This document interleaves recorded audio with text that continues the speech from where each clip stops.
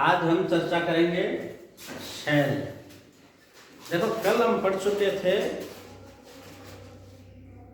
चालक दो प्रकार के होते हैं। पहला हमने पढ़ा था धात्विक चालक और दूसरा पढ़ा था हमने विद्युत अपघटनीय चालक। धात्विक चालक में चालन या चालन का जो कार्य करते हैं वो इलेक्ट्रॉन करते हैं और विद्युत अपघटनीय चालक में चालक का कार्य आयन करते हैं। दूसरा हम पढ़ चुके थे विद्युत अपघटनीय चालकों में रासायनिक परिवर्तन होता है और धात्विक चालकों में रासायनिक परिवर्तन नहीं होता है। विद्युत अपघटनीय चालकों की चालकता ताप बढ़ाने पर बढ़ती है जबकि धात्विक चालकों की चालकता ताप बढ़ाने पर घटती है। आज हम खूब इम्पोर्टेंट पार्ट ले रहे हैं और पूरा पार्ट ये जो पार्ट है इसी पर निर्भर है। तो पहले देखो शेल की क्या परिभाषा हो जाएगी।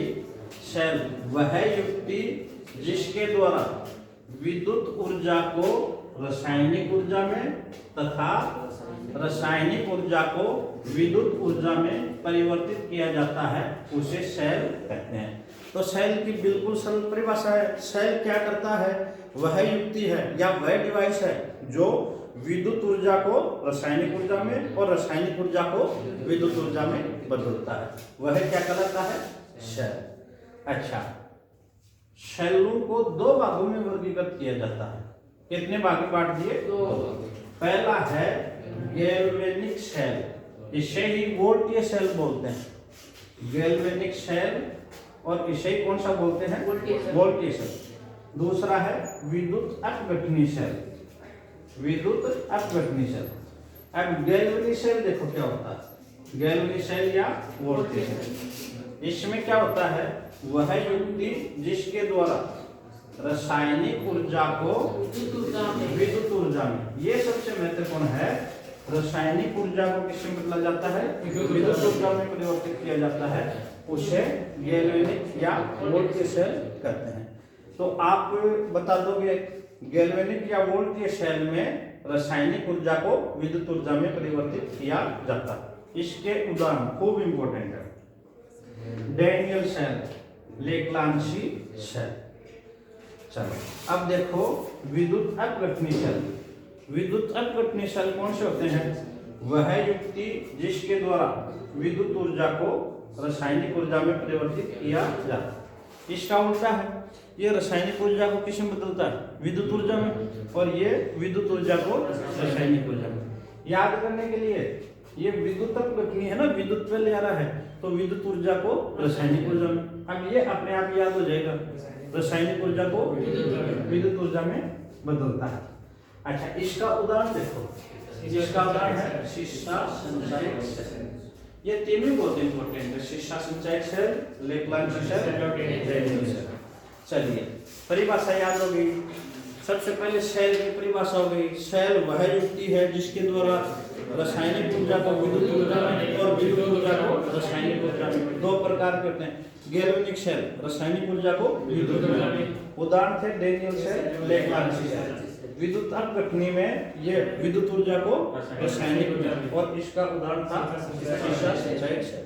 अब हम करेंगे पहला गैल्वेनिक शेल। इसको बहुत अच्छी तरह से समझ लोगे।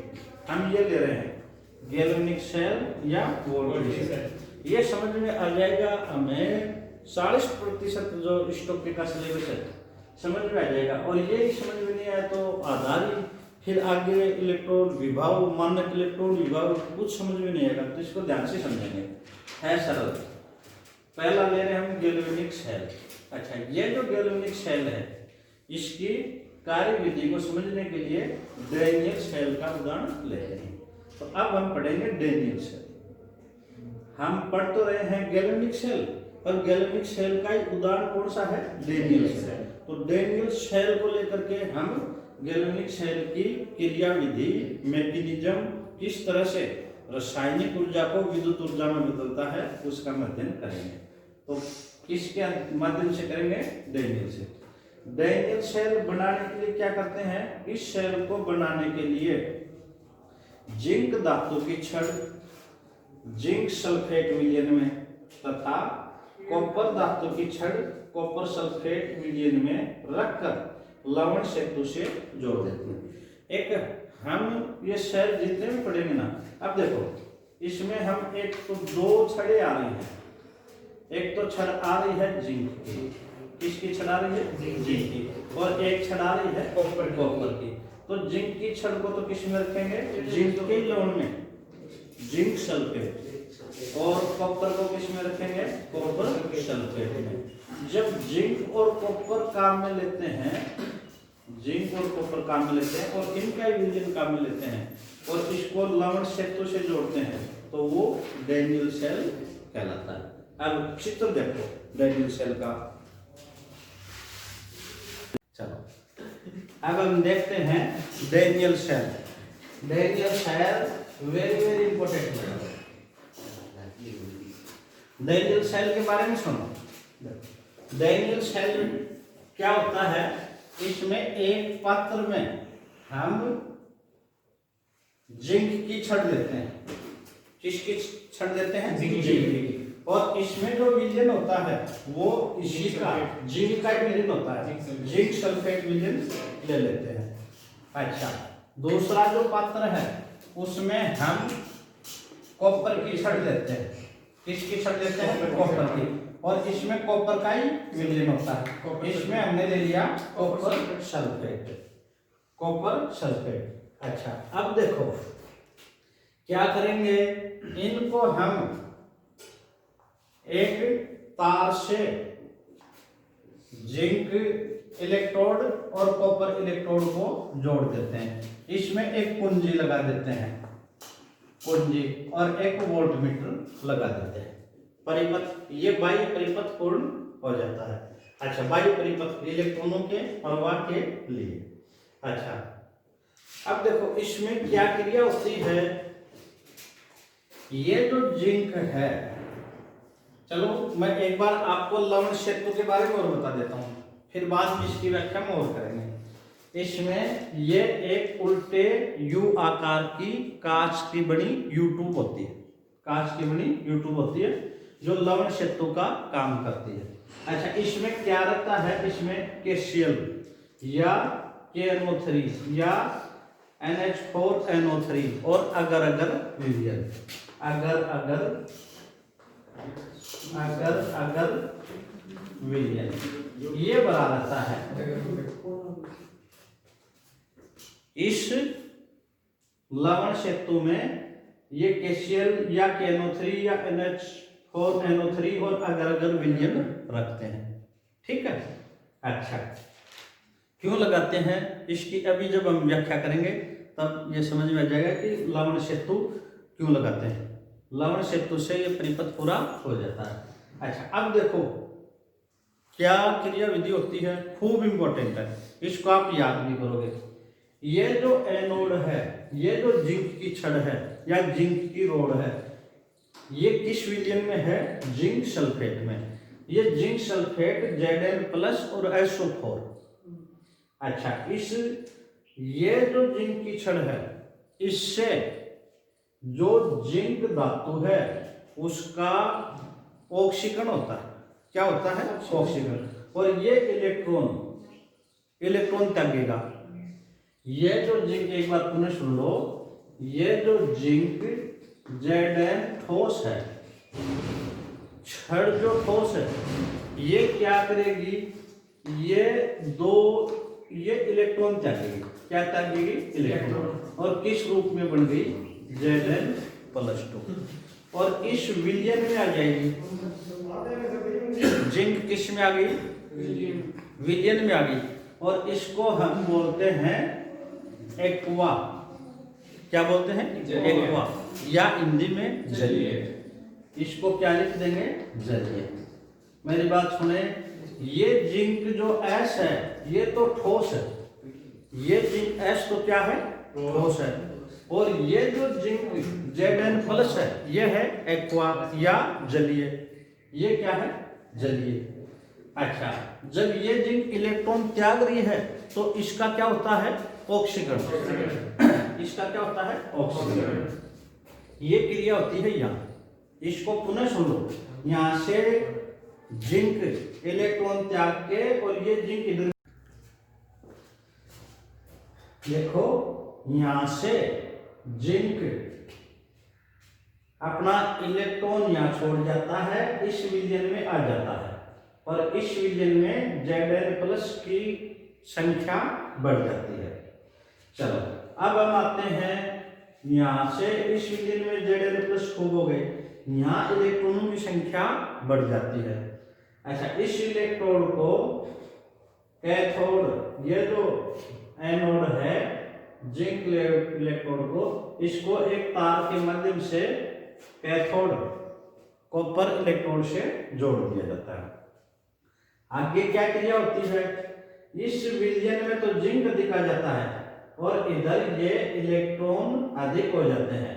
तो इस इलेक्ट्रॉन की अधिकता के कारण हम जानते हैं इलेक्ट्रॉन पर ऋण आवेश रहता है, इसलिए इस इलेक्ट्रोड पर नेगेटिव आवेश आ जाता है, इस पर नेगेटिव आवेश आ जाता है और इसको हम एनोड कहते हैं।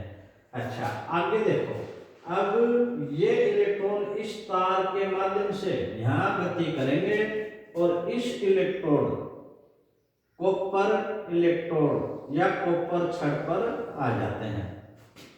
यहां जो इलेक्ट्रॉन आए इसकी गतिविधि आप समझना, यहां ये जो इलेक्ट्रॉन आए इन इलेक्ट्रॉनों को इस कॉपर सल्फेट विलयन से, कॉपर सल्फेट विलयन से, ये कॉपर धनायन है Cu+2 है और ये इलेक्ट्रॉन ऋणायन है, तो यहाँ कॉपर 2 विलयन से कॉपर आयन चलेंगे और इस कॉपर की छड़ पर आ जाएंगे और यहाँ ये जो धनायन है कॉपर, ये इलेक्ट्रॉन ग्रहण कर लेते हैं, तो अतः कॉपर का होता है अपचयन और यहाँ कॉपर इस छड़ पर जमा हो जाता है।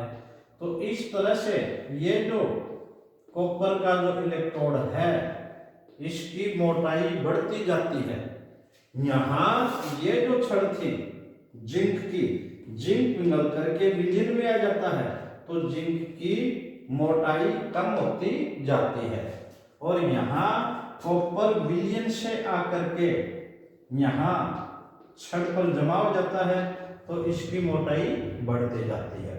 अच्छा अब देखो, यहाँ कॉपर यहाँ विसर्जित हो जाएगा, कॉपर यहाँ जम जाएगा और ये धनायन ये ऋणायन उदासीन हो जाते हैं, कॉपर +2 से कॉपर में परिवर्तित हो जाता है, तो यहाँ विलयन में सल्फेट आयनों की संख्या बढ़ जाती है और इधर विलयन में जिंक, इस जिंक छड़ से जो जिंक+ आयन आते हैं, यहाँ जिंक आयनों की संख्या बढ़ जाती है और यहाँ सल्फेट आयनों से, मतलब यहाँ जिंक आयन इनकी अधिकता हो जाती है और यहाँ कॉपर यहाँ विसर्जित होने पर अपने साथ जो SO4 थे ये यहाँ अधिशेष हो जाते हैं। अच्छा, इसका परिणाम क्या होता है, इसका परिणाम ये होता है कि ये जो इलेक्ट्रोड, ये जो इलेक्ट्रॉन तार के माध्यम से एनोड से कैथोड की ओर जा रहे थे, पर यहाँ जिंक अधिक होने पर, Zn+ अधिक होने पर ये इलेक्ट्रॉनों को अपनी तरफ आकर्षित कर लेता है, मतलब इलेक्ट्रॉनों को बाह्य परिपथ में नहीं जाने देता, तो धारा नहीं बहती। अच्छा इधर एक प्रभाव और देखो, ये इधर इलेक्ट्रॉन आ रहे हैं पर यहाँ सल्फेट अधिक आने से सल्फेट आयनों की सांद्रता बढ़ने पर ये जो माइनस है इस इलेक्ट्रॉन को प्रतिकर्षित करती हैं। अतः इस परिपथ से कुछ समय बाद जब यहाँ धनायन की अधिकता हो जाती है Zn+ आयन की और यहाँ कॉपर सल्फेट अर्थात ऋणायन की अधिकता हो जाती है, तो विद्युत प्रवाह बंद हो जाता है।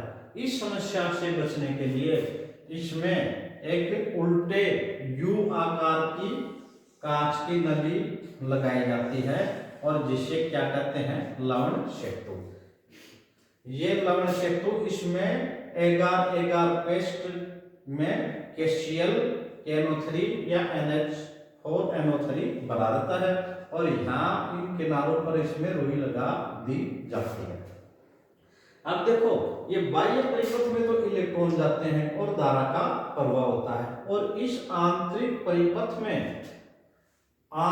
परिपथ में ये जो धनायन और ऋणायन है ये एक दूसरे को उदासीन करते हैं और उदासीन करने पर ये विद्युत उदासीनता बनी रहती है। यहाँ जो कॉपर है सुपोर, ये ऋणायन यहाँ जिंक से जोड़ करके उदासीन हो जाते हैं। खूब इंपॉर्टेंट है। तो ये कार्य है, विद्युत उदासीनता बनाए रखने के लिए लवण सेतु का प्रयोग किया जाता है, जिसमें एगार विलयन में KCl NO3 रहता है। अच्छा, अब सुने, अब हम आगे बढ़ते हैं।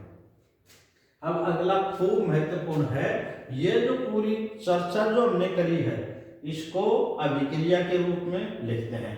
तो इसमें प्रथम अर्ध, ये जो अभिक्रिया इधर होती है इसको बोलते हैं प्रथम अर्ध अभिक्रिया, और ये होती है एनोड पर। प्रथम अर्ध अभिक्रिया एनोड पर, और द्वितीय अर्ध अभिक्रिया ये इधर हो जाती है कैथोड पर। तो देखो, प्रथम अर्ध अभिक्रिया क्या होती है, यहाँ हमने देखा, यहाँ ये जो जिंक है, ठोस जो छड़ है, इस जो छड़ का जो जिंक है ये 2 इलेक्ट्रॉन त्यागता है, ये 2 इलेक्ट्रॉन त्यागता है, और जिंक से Zn+2 एक्वा जलीय ये बन जाता है। मतलब ये जो जिंक है, ये जिंक लवण यहाँ जाता है, इलेक्ट्रॉन यहाँ जाता है, ये इलेक्ट्रॉन त्यागता है। तो इलेक्ट्रॉन त्यागने की क्रिया कहलाती है ऑक्सीकरण। तो इस एनोड पर होता है ऑक्सीकरण, और जिंक 2 इलेक्ट्रॉन त्याग करके आयन में बदल देता है। अच्छा, अब देखो, ये जो द्वितीय अर्ध अभिक्रिया है, द्वितीय अर्ध अभिक्रिया जो कैथोड पर होती है, यहाँ इस कॉपर आयन ने, ये जो विलयन का कॉपर आयन है, विलयन का कॉपर आयन है, इसने यहाँ जो इलेक्ट्रॉन आए उन इलेक्ट्रॉनों को ग्रहण कर लेता है, और इलेक्ट्रॉन ग्रहण करने वाले का होता है अपचयन। तो यहाँ कॉपर का होता है अपचयन, और ये Cu ठोस में बदल जाता है, ये Aq जलीय, और ये किस में बदल गया, ठोस में। तो ये एनोड की अभिक्रिया हुई, ये कैथोड की अभिक्रिया हुई। आपकी एग्जाम में कई बार पूछ लेते हैं, डेनियल शेल में एनोड अभिक्रिया लिखें, ये लिख दोगे। डेनियल शेल में कैथोड अभिक्रिया लिखें, ये कैथोड अभिक्रिया लिख दोगे। अच्छा, पूर्ण अभिक्रिया, पूरे शेल में पूर्ण अभिक्रिया क्या होती है, पूर्ण अभिक्रिया देखो, ये था ऑक्सीकरण, ये अपचयन, और इसमें संपूर्ण अभिक्रिया में ऑक्सीकरण भी होता है, अपचयन भी होता है। इन अभिक्रियाओं को बोलते हैं रेडॉक्स अभिक्रिया। और यहाँ जोड़ दो इसको और इसको, इस 2 इलेक्ट्रॉन से ये 2 इलेक्ट्रॉन काट दो, इधर क्या गया Zn+, और ये Cu+2 एक्वा, और इधर बच गया Zn+2, और ये कॉपर एस सॉलिड। अच्छा, ये संपूर्ण अभिक्रिया है, ये भी आपको याद रखनी है। डेनियल शेल के लिए या गैलेनी शेल के लिए या वोल्ट शेल के लिए संपूर्ण अभिक्रिया लिखिए। इनको रटने की भी आवश्यकता नहीं है, समझने की है, समझने पर ही याद आना। ये जिंक एस मतलब सॉलिड, ये कॉपर एक्वा, और ये बनाते हैं Zn+2 एक्वा और कॉपर एस। ये हो गई पूर्ण अभिक्रिया। तो 3 अभिक्रिया आपको याद रखनी है, ये एनोड की अभिक्रिया, ये कैथोड की अभिक्रिया, और ये संपूर्ण शेल की अभिक्रिया, संपूर्ण शेल की अभिक्रिया। अच्छा, अब देखो, गैलेनी शेल को व्यक्त करना, इस अभिक्रिया को कैसे व्यक्त करते हैं। अभिक्रिया का व्यक्त करने का तरीका देखो, हमेशा ये एक और इम्पोर्टेंट चीज है। आप एक छोटा शब्द याद रखो, लोन। क्या याद रखोगे, लोन, खूब इंपॉर्टेंट है। यहाँ L का मतलब हो गया लेफ्ट साइड, हमेशा लेफ्ट साइड में एनोड आता है, लेफ्ट साइड में क्या आता है, एनोड। वैसे लेफ्ट साइड में जो धातु बहुत शीघ्रता से इलेक्ट्रॉन त्याग देती है या अधिक क्रियाशील होती है वो आती है। यहाँ जिंक और कॉपर की तुलना में जिंक शीघ्रता से इलेक्ट्रॉन त्यागती है, तो जिंक आएगा बाईं तरफ। तो यहाँ एल आ गया लेफ्ट साइड। अच्छा, लेफ्ट साइड वाले का क्या होता है, ओ से ऑक्सीडेशन। यहाँ जिंक का होता है ऑक्सीडेशन, और इस जिंक को क्या बोलते हैं, एनोड। एनोड, और इस पर कैसा आवेश होता है, नेगेटिव, याद रखोगे। अच्छा, अब यहाँ बिल्कुल इसके विपरीत हो जाओ। यहाँ लेफ्ट साइड ये हो गई राइट साइड, राइट साइड। अच्छा, इधर ऑक्सीडेशन था तो यहाँ है रिडक्शन। रिडक्शन मतलब अपचयन। ये एनोड कहलाता तो ये क्या कहलाएगा, कैथोड। ये क्या हो गया, कैथोड। ये नेगेटिव है तो ये क्या होगा, पॉजिटिव। ये पॉजिटिव धनायन। इधर ये धनायन हो गया, ये कैथोड हो गया, ये राइट साइड में हो गया, और इधर क्या होता है, अपचयन। इधर होता है अपचयन। चलिए ये याद रखिए। अब इसको गैल्वेनिक सेल को व्यक्त करना, कैसे व्यक्त करते हैं, अब आप एक समझ गए होंगे। ये लेफ्ट साइड होगी, ये राइट साइड होगी। तो पहले हमेशा लेफ्ट साइड वाले को लिखते हैं, लेफ्ट साइड में। अच्छा, एक बात और सुनो, जब भी हम व्यक्त करते हैं तो ये इलेक्ट्रोड है, सबसे पहले तो इधर का इलेक्ट्रोड लिखते हैं, और सबसे बाद में जो राइट साइड का इलेक्ट्रोड है वो लिखते हैं। तो इनको व्यक्त करने में देखो, सबसे पहले लेफ्ट साइड का इलेक्ट्रोड और ये राइट साइड का इलेक्ट्रोड। एक नियम तो ये है, लेफ्ट साइड के इलेक्ट्रोड को सबसे पहले लिखेंगे और राइट साइड के इलेक्ट्रोड को सबसे बाद में लिखेंगे। तो यहाँ लेफ्ट साइड का इलेक्ट्रोड है जिंक, ठोस अवस्था में है, तो ये कर दिया Zn। अच्छा, फिर ये एक सिंगल जो लाइन है, ये इस इलेक्ट्रोड को इसके विलयन के साथ जो संपर्क में रहती है, तो ये Zn, ये एक लाइन लगा के Zn+, ये विलयन। अच्छा, आगे देखो, फिर ये Zn जो आयन की सांद्रता 1 मोल प्रति लीटर। इस अब देखो, ये जो लवण सेतु है, साल्ट ब्रिज, इसके लिए ये डबल लाइन ऊर्ध्वाधर हाइफन ये लगा देंगे, डबल लाइन। अच्छा, फिर क्या जाएगा, इसका कॉपर विलयन, कॉपर के आयन Cu+ एक्वा, और ये इसकी आ जाएगी सांद्रता 1 मोल, और ये ऊर्ध्वाधर लाइन लगा करके दूसरा जो हमारा इलेक्ट्रोड है कैथोड, यह आ जाएगा C। इस प्रकार से व्यक्त करते हैं। यदि हम इसको डायग्राम से बनाएं तो ये देखो, ये लेफ्ट साइड ये नेगेटिव रहता है, लेफ्ट साइड, क्योंकि यहाँ इलेक्ट्रॉनों की अधिकता रहती है। लेफ्ट साइड नेगेटिव और ये राइट साइड ये पॉजिटिव। अच्छा, लेफ्ट साइड पर Zn+, और ये Zn+2 एक्वा 1m, और ये आगे हमारा साल्ट ब्रिज। अच्छा, फिर इधर ये कॉपर आयन Cu+2 Aq, और ये Cus। अच्छा, ये कहलाता है कैथोड। कैथोड पर अपचयन होता है, तो यहाँ कैथोड कॉपर का है जिस पर रिडक्शन होता है, और इधर ये जिंक है वो एनोड है, और इस पर होता है ऑक्सीडेशन। तो इस तरह से ये भी आपके एग्जाम में खूब पूछा जाता है, गैल्वेनिक सेल को किस तरह से व्यक्त करें। तो आप ये लिखा होगे, प्रथम अर्ध विक्रिया में ये लिखा होगे, द्वितीय अर्ध विक्रिया ये लिखा होगे, या अवक्षेपण विक्रिया ये हो जाएगी, अपचयन विक्रिया ये हो जाएगी, और पूर्ण विक्रिया ये हो जाएगी। ये सेल का चित्र हो जाएगा। तो इस तरह से ये हमारा पूरा डेनियल सेल है, जो एग्जाम की दृष्टि से बहुत महत्वपूर्ण है। इसको जब तैयार कर लोगे तभी आगे समझ में आएगा, तो इसको अच्छी तरह से आप तैयार कर लेंगे।